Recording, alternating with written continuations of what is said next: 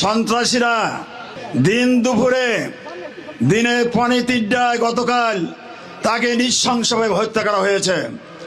আমরা ওই সময় পার্লামেন্টে ছিলাম। খবর পাওয়ার সঙ্গে সঙ্গে আমিরে জামাত ডক্টর শফিকুর রহমানকে আমরা জানালাম, আমাদের হুইপকে জানালাম যে এটার প্রতিবাদ করতে হবে। আমরা এই আসনের এমপি বীর মুক্তিযোদ্ধা আব্দুল আরিফ ভাইকে দাঁড়িয়ে দিলাম সংসদে কথা বলার জন্য। মাননীয় ডেপুটি স্পিকার থামিয়ে দিলেন। কিছুক্ষণ পরে আবার উনি দাঁড়ালেন।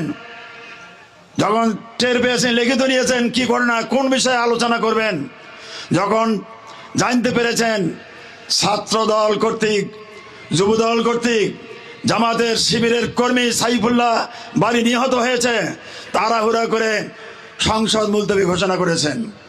এরপরে সংসদ থেকে বের হয়ে আমরা 4 জন এমপি সহ কেন্দ্রীয় নেতৃবৃন্দ সহ আমরা সাংবাদিক সম্মেলন করেছি। সারা দেশে রাত 9:30টায় ইসলামী ছাত্র শিবির সহ সারা দেশে আন্দোলন হয়েছে, বিক্ষোভ মিছিল হয়েছে এই হত্যার প্রতিবাদে। আমরা প্রশাসনকে জানিয়ে দিতে চাই যে আওয়ামী সরকারের চেয়ে বিএনপি সরকার শক্তিশালী নয়। আমরা 17.5 বছর আন্দোলন করেছি আওয়ামী লীগের পতনের জন্য। জুলাই বিপ্লবের মধ্য দিয়ে আওয়ামী লীগের পতন হয়েছে। এই নির্বাচনের পরে এখন মনে হচ্ছে এ দেশবাসী যেন শিয়ালের কাছ থেকে হায়ানের মুখে পড়েছে, বলেন ঠিক না? আর কোন হায়ানের বাংলাদেশে জন্ম হইতে দেব না।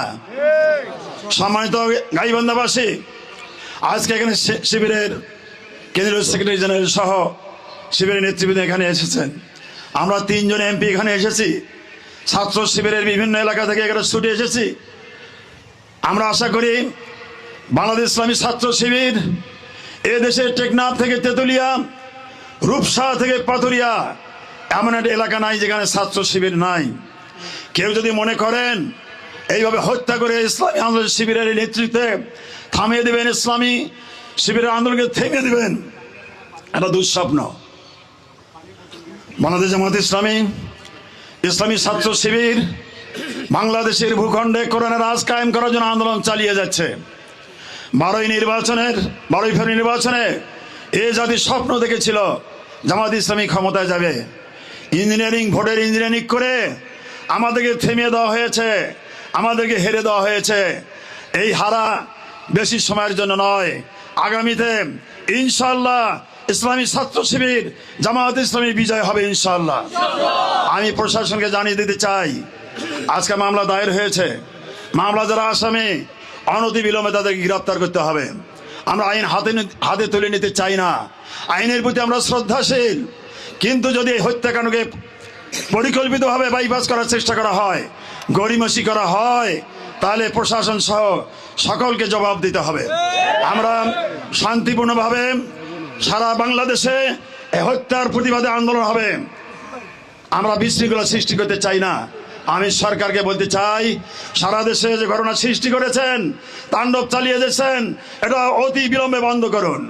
2001 সালে ক্ষমতায় এসে 1 থেকে 6 সাল পর্যন্ত প্রথমে আমাদের রেজবুল হক প্লাবনকে পলাশবাড়িতে হত্যা করেছে। আবার ক্ষমতায় 4 মাস 5 দিন হলো, কেবল 4 মাস 5 দিন সাগাড়ায় সাইফুল বাড়িকে হত্যা করে মনে করেছেন ইসলামী আন্দোলনের এই আন্দোলনকে, শিবির আন্দোলনকে স্তব্ধ করে দেবেন।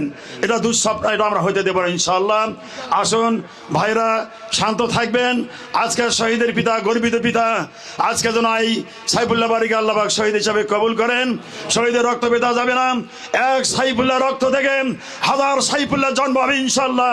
সবাইকে ধন্যবাদ জানিয়ে শহীদের এই পরিবারকে আল্লাহ যেন ধৈর্য তৌফিক দান করেন, এই আশা ব্যক্ত করেন। সাইফুল্লাহ বাড়িকে যেন আল্লাহ শহীদ হিসাবে কবুল করেন, এই কথা বলে আমার বক্তব্য শেষ করছি। আসসালামু আলাইকুম ওয়া রাহমাতুল্লাহি ওয়া বারাকাতুহু।